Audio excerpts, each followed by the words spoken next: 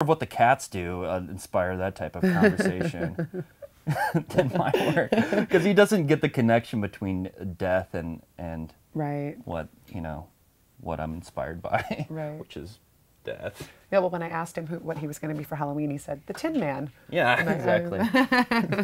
He's a kid. Yeah, so I'm going to be working on a Tin Man costume for him, and I got some silver makeup too. Oh, and so you can do all kinds of fabrication work. Yeah, I can do nice stuff if I want to. Well, and you kind of helped create the freak show for the local circus, which I could show off some of that stuff. Oh, that stuff's amazing. That stuff out. For people that don't know about it, the Cirque Stupendo.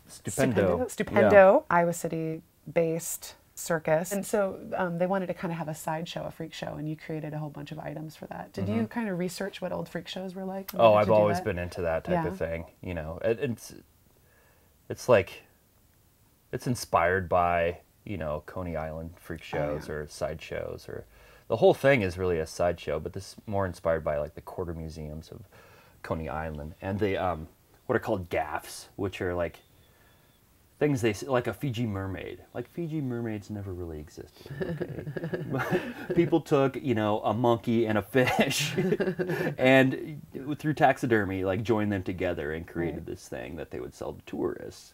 You know, like a jackalope. Yeah, exactly. Or like, or they would take their money to say, "Hey, come in here and look at this live Fiji mermaid," and it would not be live at all. It'd be this thing like stuffed in the corner of a room, but they already got their money, and so it didn't. Well, I mean, obviously, if it's stuffed, it had been alive at some point in time, right? So. Well, yeah, the pieces.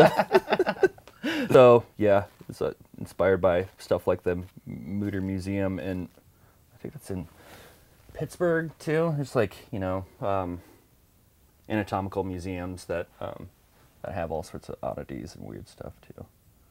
Here I'm applying some latex to your face, and if you're allergic to it, you'll be screaming. Good to know. Yeah.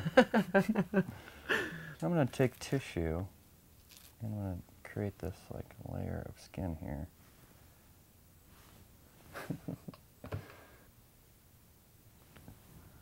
This is kind of a classic method of zombifying people. And you've created probably a lot of your own methods, I imagine, just through through experimentation, yeah. Is there like a place where people that do what you do share information? Oh, sure. Oh, yeah? Yeah. There's there's a couple online sources. There's ones that are less professional for the kind of Halloween and haunt industry.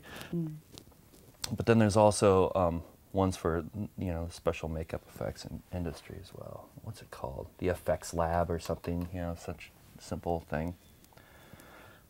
And people can go on there and look at research tutorials and that type of stuff. Are you doing okay? Is this stuff smelling? No. I got into making, before anybody that's into horror movies around the age of junior high, and this is a kind of very boy thing. I mean, it's during the 80s, and the popularity of horror movies was really big too. I mean, Michael Jackson's Thriller was a huge deal, you know, and they had the making of, which, you know, Rick Baker making molds of his face and putting in the sclera contacts into them, and, you know, seeing how much that burned, and just like learning about that stuff at an early age is what inspired a lot of people my age to do this type of thing. Oh yeah, I remember those behind the scenes things from Thriller. For sure. Oh yeah. And then movies like John Carpenter's The Thing. I mean, it's those American Werewolf in London. It's those movies that like got people going into this stuff for sure.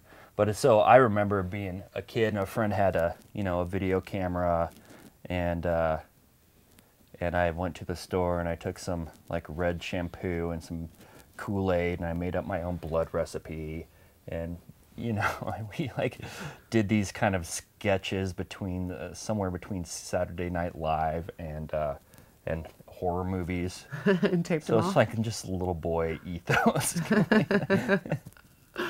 That's good. And yeah, taped them. So do you have a particularly good recipe for blood since Halloween's coming up? It's pretty decent. The standard one. I've kind of been trying to figure out a better one, honestly, recently. And I think it just comes down, I mean, I love the whole homegrown recipes for doing effects and stuff, but the best stuff really comes from like professional sources.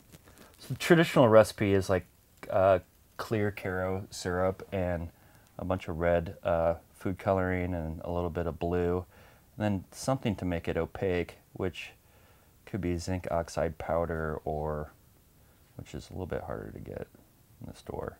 Some people use milk, but you have to use your blood up quick, or else that could be bad news. Oh yeah. Yeah, right. Anyway, so I'm building up some skin, some lesions on the side of your face here. And I kind of want to look at my reference over here so I can get some some of the muscles in the face. So do you have a pretty good understanding of anatomy? Anatomy? Then? Try to, yeah. There's a lot more muscles in the face than I'd realized. Oh yeah. All around the mouth, it's a weird circle around the eye. These are always the ones you like. Those are the most groovy ones to look at. Like, you know, look at this. Like you see, I just tried to build some underneath the skull here and on top. Oh yeah. Wow. I mean, this is kind of the effect I'm going for with you. Probably a little less intense, a little less burned up. I'll just be able to go back to the office sort of undetected as a zombie. Yeah. Yeah. Here, I'm going to put this right here. Okay. And go up on your nose, under your eye.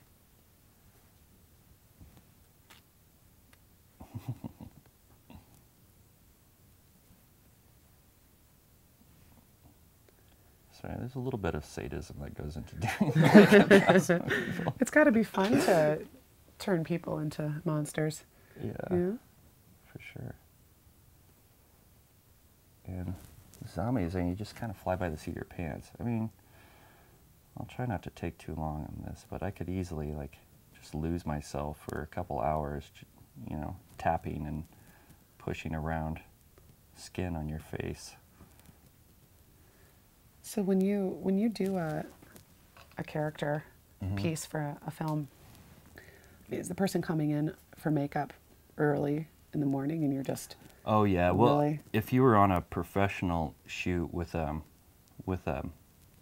really complex makeup to do, it could be like up to 5 hours earlier than the rest of the crew.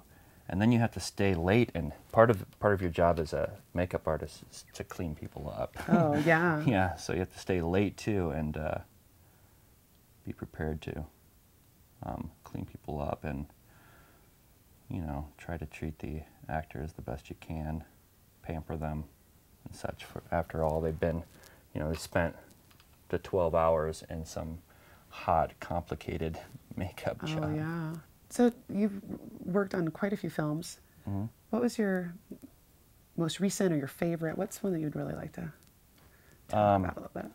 Oh, man. Well, I got to say, what most recently came out that I worked on like 5 years ago is one called Diamonds of Metro Valley. Diamonds of Metro Valley is a bizarre like action film that was entirely shot on green screen, and it's one of those films where it's like the 60s idea of what, you know, 2025 would be. You know fun. what I mean?